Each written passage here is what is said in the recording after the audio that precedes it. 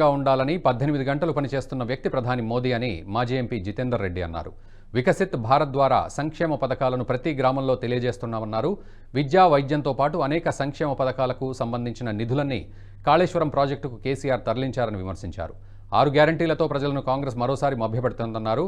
60 ఏళ్లలో ఏమీ చేయని కాంగ్రెస్ ఇప్పుడేం చేస్తోందని దుయ్యబట్టారు.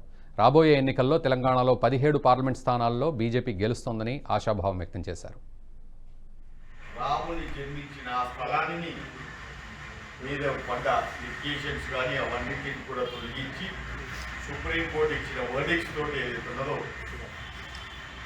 వాళ్ళ గొప్ప రామ మందిరం అనే దాన్ని మనం కట్టుకోబోతున్నాం. అది అంటే రామ మందిరం అనే దానిని మన అయోధ్యలో కట్టుకోవడానికి కారణం ఏంటంటే భారతదేశం కూడా రామరాజ్యంగా ఉండాలి.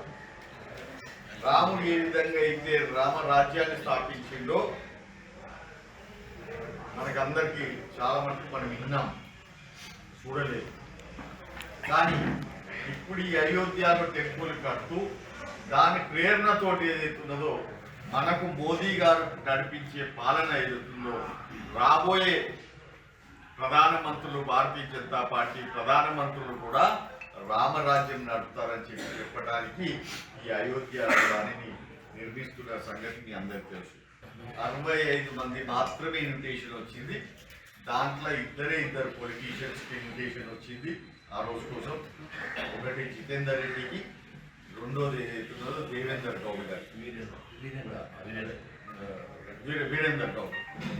ప్రతిభ వాళ్ళకి 63 మంది ఏదైతున్నారో అందరు బిజినెస్ మ్యాన్స్లకు. కాబట్టి మీ అందరి ప్రేమతోటి దీంతో నాకు అవకాశం దొరికింది.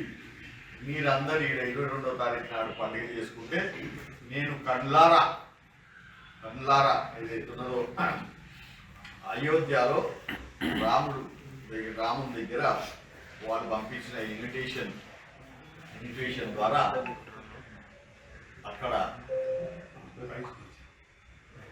అక్కడ రాముని దర్శనం చేసుకునే భాగ్యము నాకు కలిగింది.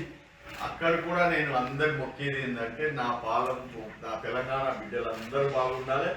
దానికి తోడు స్పెషల్గా నా పాలమూరు అందరూ కూడా బాగుండాలని చెప్పి మొక్కుతానని చెప్పి కూడా మీ అందరూ. ఈ వీడియో మీకు నచ్చినట్టయితే లైక్ చేయండి, 10 మందికి షేర్ చేయండి. అలాగే కామెంట్ల రూపంలో మీ అభిప్రాయాలను మాతో పంచుకోండి. Nationalist hub group of channels ను సబ్స్క్రైబ్ చేసుకుని తెలుగునాట జాతీయవాద జర్నలిజాన్ని ప్రోత్సహించండి.